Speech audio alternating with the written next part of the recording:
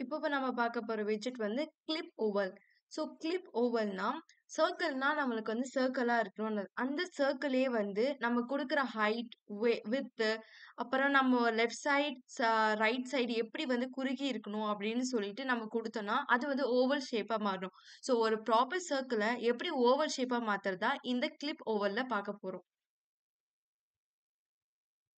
So first நம்ம இந்த பாடி சென்டருக்குள்ள என்ன போட போறோம்னா, சைல்ட் ப்ராப்பர்ட்டி இண்டிகேட் பண்றோம். இந்த சைல்ட் ப்ராப்பர்ட்டி என்ன கொண்டு இருக்கணும், அது வந்து கிளிப் ஓவல் அப்படின்னு சொல்லிட்டு ஒரு விட்ஜெட்ட வந்து இண்டிகேட் பண்ணியிருக்கோம்.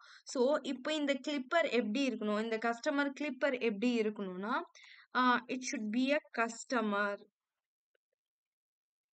ஐ மீன் கஸ்டம் கஸ்டம் கஸ்டம் கிளிப் அப்படின்னு சொல்லிட்டு இருக்கோம். ஸோ COSTM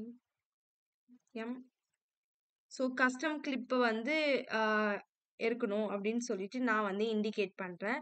ஸோ இத இண்டிகேட் பண்ணி முடிச்ச உடனே, இப்ப நம்ம என்ன பண்ணணும்னா, சைல்ட்ல ஒரு கண்டெய்னர் வந்து நம்ம போடணும் இப்போ. ஸோ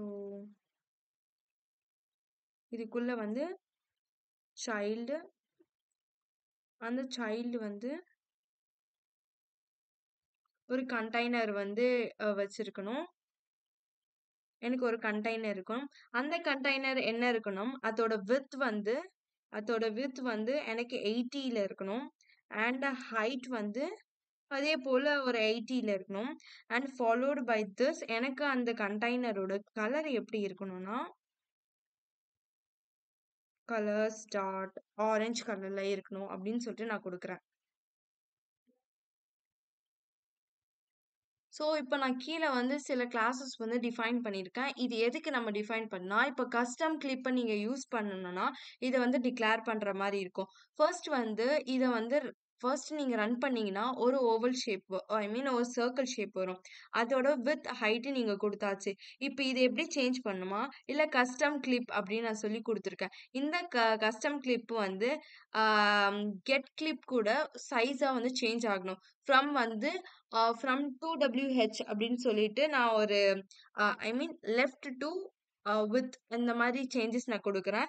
இதுல வந்து எனக்கு 15ல இருக்கணும் அப்படின்னு சொல்லிட்டு வித் வந்து 15ல இருக்கணும். ஹைட் வந்து அப்படியே இருக்கணும்னு சொல்லி குடுக்குறேன். So no changes in the height அப்படின்னு குடுக்குறேன்.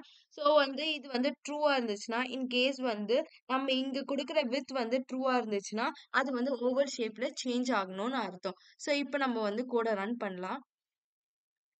ஸோ ரன் பண்ணா உங்க அவுட்புட் வந்து இப்படிதான் வரும். ஸோ இதுதான் வந்து இத வந்து கிளிப் ஓவல்ன்னு சொல்லுவாங்க.